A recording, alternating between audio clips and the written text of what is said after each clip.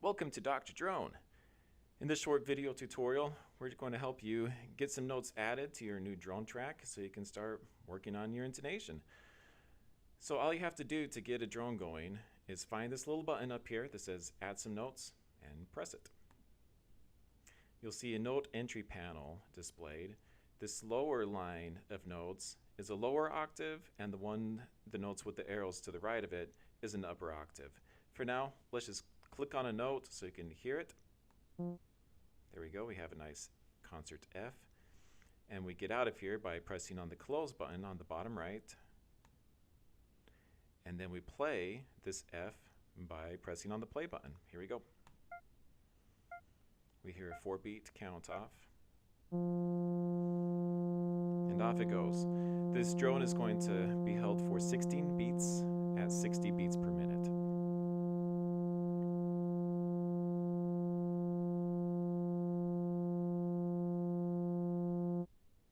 Alright, that's pretty exciting.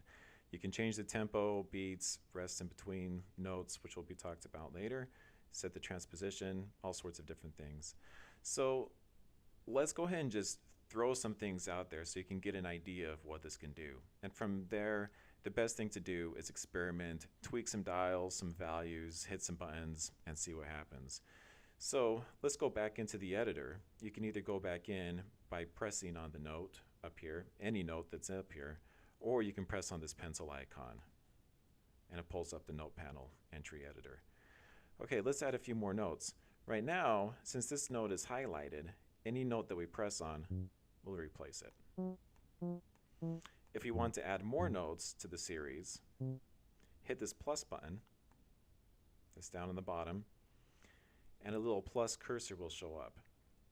Whatever note we press now in this entry area will be displayed wherever the plus cursor is. So let's enter a nice little, let's do a little triad. We have a little G, nice G, working on our dominant 7 chords, and then for kicks, let's go back down, G, E, little flat 9 for you jazzers out there, and back down to C. If you want to, you can switch down here with this icon to the sharps.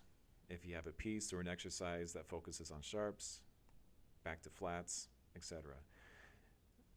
These icons down here will switch between note names, or you can also go by scale degrees, which is useful if you're working with exercises that works around the circle of fourths. Over here you have backspace. It just backspaces, it deletes a note that's before it. Let's put that C back in. If you want to delete a specific note, in the series, you click on the note that you want to delete and you hit the little trash can, bam, and it's gone. Let's put it back in by hitting the plus, going back down to C, and that's it. These cursor keys, cursor buttons, just puts the cursor addition, the little add cursor where you want to add something new. And that's pretty much it for the note entry panel. Let's get out of here by pressing on close. And then when we go to play, it will play each one of these notes in sequence, the number of beats specified at the tempo given, with the amount of rests that you specify in between. So right now, when this C is finished, it'll go directly to the E. If we switch the rest to, say, 2, there'll be 2 beats of silence in between the E and the G and on out for the rest of the series. Let's wait for that so we can hear that. Off it goes, 2 beats of silence. A couple of other things just to show you. You can add intervals. We just added a perfect fifth. That way you can practice working your major and minor thirds in the middle, using just intonation, making sure things lock in, getting rid of the beats. You have the 2 beats of silence before moving on. You can add the major third, get rid of the perfect fifth, minor third, etc. Let's go and stop this so I can show you a couple of more things. We've talked about the note entry panel. You have your note name versus scale degree. Another thing, right now we are going beat-based. That means that each note will be sustained a certain amount of beats at a given tempo. Hit this icon and it'll go purely by seconds. So if you want a drone to go for 500 seconds, you can do so. A quick word about these dials. All you have to do to make these things work, you press anywhere on the dial. Not on here, not over here, just somewhere on the dial, and then drag up for the value to go up, drag down for the value to go down. Boom, de-boom, de-boom. That's all you have to do. If you go left or right after you press, nothing happens. If you try to go around like it's an actual dial, nothing really happens. It's all about pressing, going up, and going down. You can also edit the value directly by pressing on the number, and then you can type it in. There you go. You have a 500-second drone for each one of these to get into your Zen state of mind. So that's the time-based versus beat-based. You can also change your concert pitch A if you want A440 or A442, or if you're working on your Baroque and you need an A420 or lower, you can set that here.